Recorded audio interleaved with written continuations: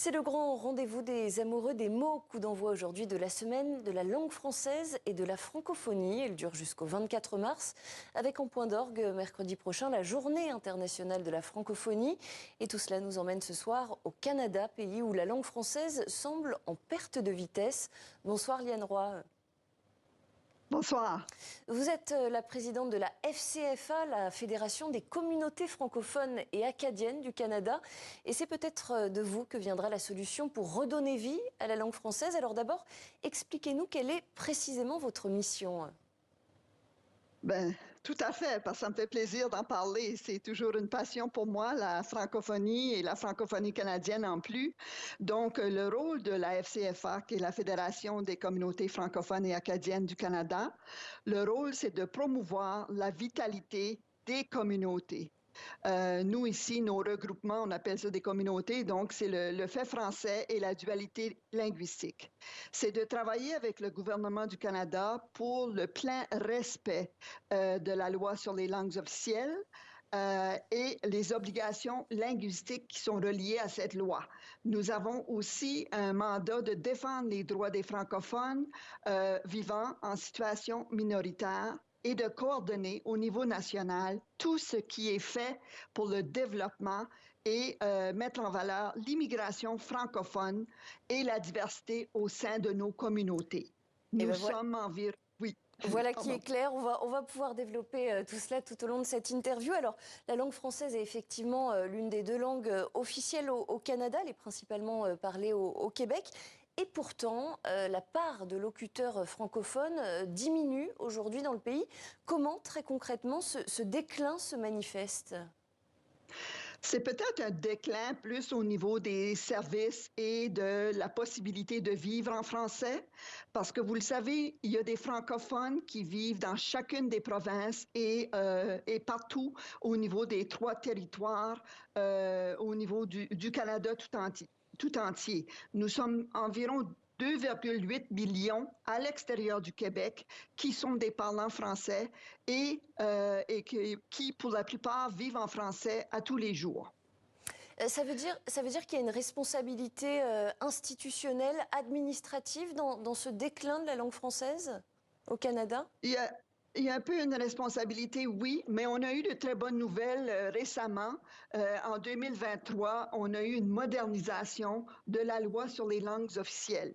Et ce que ça veut dire, c'est que cette loi qui existait depuis plus de 50 ans a été modernisée pour donner encore plus de flexibilité, beaucoup plus de droits constitutionnels, au niveau de la langue française et des francophones qui habitent. Et également, au niveau de la précarité du français, cette loi reconnaît que le français est justement en situation de fragilisation un peu partout au Canada, y compris au Québec. Donc, c'est très nouveau pour la loi sur les langues officielles de parler également du français au Québec. Donc, il y a cette nouvelle loi-là en 2023 et tout récemment, il y a quelques semaines, on a également eu un autre gain. C'est au niveau d'une autre loi et cette nouvelle loi-là confère du financement pour les services de garde des enfants à plus long terme. Donc là aussi, on a eu des gains. Oui, des lois qui vont plutôt dans le bon sens. Selon vous, Liane Roy, en octobre dernier, votre fédération a demandé au Premier ministre canadien Justin Trudeau d'intervenir personnellement pour favoriser l'immigration francophone dans les prochaines années. Selon vous, cette immigration francophone, c'est vraiment la voie d'avenir pour la francophonie canadienne, la solution pour rétablir peut-être le poids démographique des francophones au Canada ? Oui, tout à fait, tout à fait. L'immigration francophone est un dossier prioritaire pour nous et l'immigration francophone, justement, dans certaines de nos provinces, si on pense à la Colombie-Britannique ou à l'Alberta, 30% des parlants français sont de l'immigration, sont issus de l'immigration.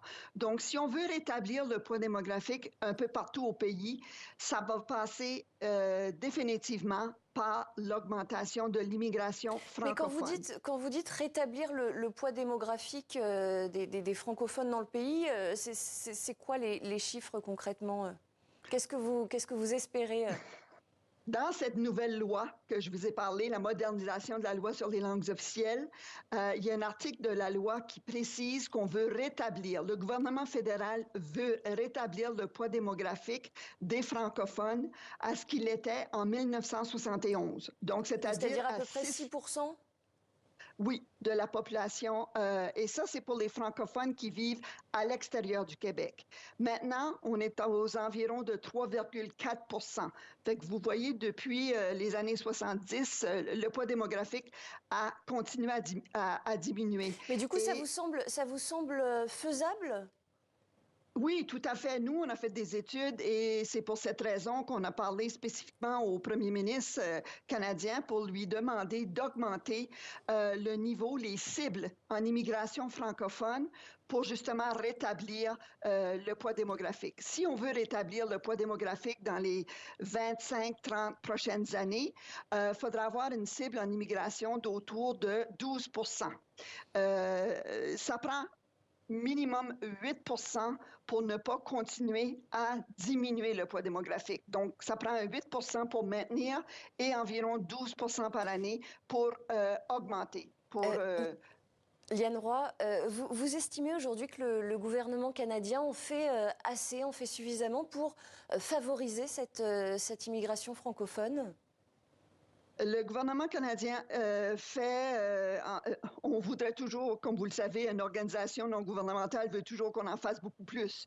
Mais on a aussi, depuis le début janvier, une nouvelle politique sur l'immigration francophone qui parle des cibles, mais qui parle aussi de ce que les nouveaux programmes et les programmes devraient contenir pour favoriser l'immigration francophone. Donc, le fait d'avoir cette nouvelle politique-là, qui est une première, est définitivement un point en faveur de l'immigration francophone. Mais très concrètement, comment est-ce qu'on attire plus de francophones, et notamment dans les régions du Canada où les francophones sont minoritaires? Est-ce qu'on cible des nationalités en particulier? C'est certain que c'est plus simple et plus facile si les gens arrivent et qu'ils parlent déjà le français. Parce que tous les aspects, comme vous le savez, on est dans une situation au Canada de dualité linguistique. Donc, on est très habitué à faire de la refrancisation.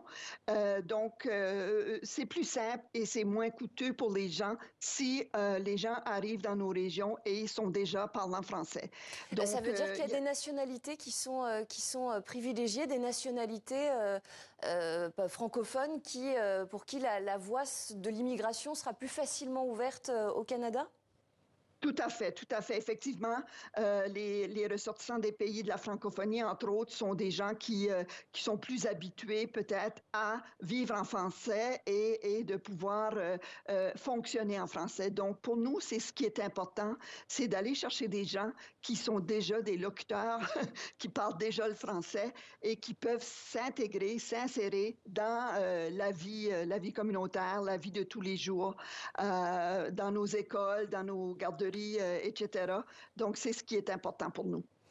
Je voudrais, Liane Roy, qu'on revienne également sur le rôle que les universités peuvent jouer pour redonner vie aux Français, puisqu'il y a eu cette polémique en février. Deux universités canadiennes, McGill et Concordia, ont déposé un recours contre le gouvernement canadien qui a décidé d'augmenter les frais de scolarité pour les Canadiens non québécois. L'objectif de la mesure, c'était tout simplement de mieux financer les établissements francophones. Est-ce que vous, à titre personnel, vous êtes d'accord avec ce type de méthode? C'est très difficile. Nous, ce qu'on préconise, c'est l'accessibilité aux études en français. McGill et Concordia sont des universités anglophones. Oui, mais là, Québec. ce dont il s'agit, c'est bien d'augmenter les frais de scolarité dans les universités anglophones pour justement mieux financer les universités francophones. Est-ce que vous êtes d'accord avec ce type de pratique? Nous, ce qu'on veut, c'est qu'il y ait une augmentation au niveau de l'accessibilité des études en français pour l'ensemble de nos gens qui vivent dans nos communautés. Nous avons 23 collèges et universités de langue française ou bilingue dans les régions à l'extérieur du Québec aussi. Donc, ce qu'on favorise, c'est vraiment des études en français pour que les gens puissent s'intégrer à la communauté en français.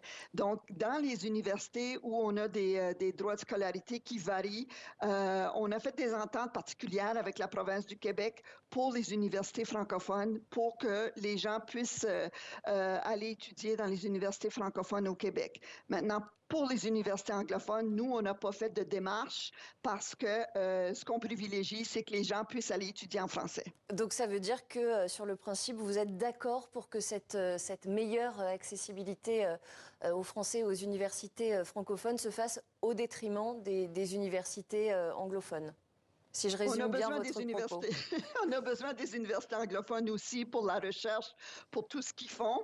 Donc, nous, on aime beaucoup mieux parler d'accessibilité pour les francophones. Donc, on ne pose pas de jugement ou on ne pose pas d'opinion sur la question des droits de scolarité pour les universités anglophones.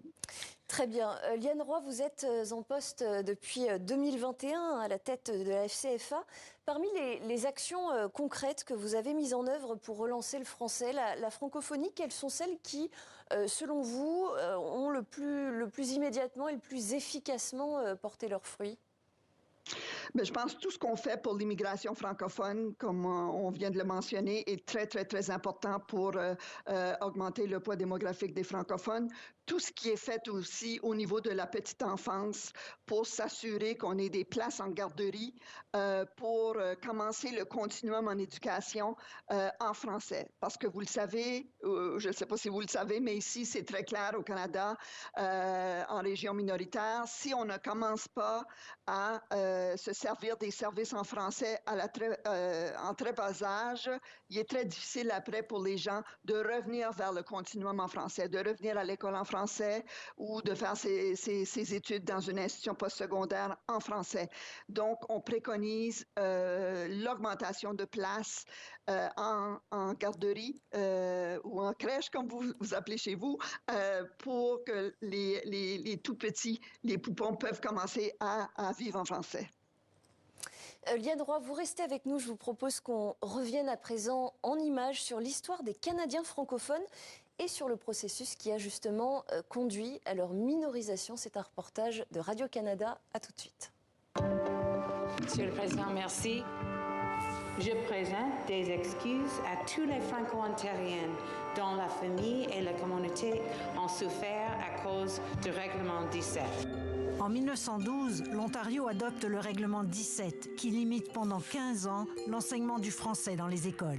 Cette loi a contribué à l'assimilation de nombreux francophones. De nombreux enseignants ont résisté. Plus d'un siècle plus tard, la première ministre Kathleen Wynne reconnaît à l'endroit des 600 000 franco-ontariens le préjudice de cette politique. Au fil du temps, les francophones se dispersent vers l'ouest tout en continuant de partager une identité commune, celle d'être canadiens-français. Certains s'installent au nord de l'Ontario, d'autres prennent la route des prairies. Dans les années qui suivent, des immigrants français, belges et suisses s'ajoutent. Ils seront peu nombreux. Mais au tournant du XXe siècle, l'arrivée massive de colons, surtout d'Europe de l'Est, d'Islande et d'Asie, va marquer le début de la minorisation définitive des Canadiens français. Ces communautés, plus souvent qu'autrement isolées géographiquement, devront se battre pour s'exprimer et vivre en français. Et cette lutte sera intimement liée à l'éducation. Il est certain que l'objectif, c'est d'en venir à interdire l'enseignement du français. Et les minorités vont résister. Cette lutte sera l'un des fondements de la survie des Canadiens français, autant dans l'Est que dans l'Ouest du pays. Mais c'est la Charte des droits et libertés de 1982 qui viendra transformer l'avenir des Canadiens français. Tout se joue là, parce que le régime juridique change complètement. On est enfin en train de dire explicitement quels sont les droits des francophones en milieu minoritaire. Si le bilinguisme officiel est un des marqueurs de notre identité nationale, ces longs combats démontrent que les droits des francophones en situation minoritaire sont loin d'être toujours respectés et mis en œuvre. Avec une faible démographie, l'avenir de la francophonie canadienne hors Québec repose plus que jamais sur l'implication des jeunes. Voilà, Liane Roy, on parle des jeunes. Vous êtes toujours avec nous en direct du Canada. Cette histoire du français, des francophones au Canada, fruit, on l'a vu dans ce reportage, d'une lutte parfois semée d'embûches, elle doit être enseignée aux jeunes générations. Ça peut être aussi un levier pour donner un nouvel élan à la langue française au Canada, selon vous? Absolument, absolument. Tout le continuum de l'éducation est très, très, très important à partir de la petite enfance dans les places en garderie, comme je mentionnais tout à l'heure, à l'école primaire, secondaire, jusqu'au post-secondaire, jusqu'aux universités et collèges, parce que c'est très important qu'on puisse débuter dans ce continuum en français. Donc, ce qu'on a entendu dans le reportage est tout à fait vrai, et ça, c'est vrai également, pas juste en Ontario, mais dans toutes les provinces et territoires, partout au pays. Donc, ça se vit de différentes manières. C'est certain, en Ontario ou au Nouveau-Brunswick, il y a plus de francophones, donc c'est peut-être plus facile de vivre un petit peu plus en français qu'ailleurs dans le pays, parce qu'on a des régions qui sont plus éloignées, mais l'éducation est la clé. Et ça sera le mot de la fin. Merci beaucoup, Liane Roy, d'avoir répondu à nos questions. Je rappelle que vous êtes la présidente de la Fédération des communautés francophones et acadiennes du Canada.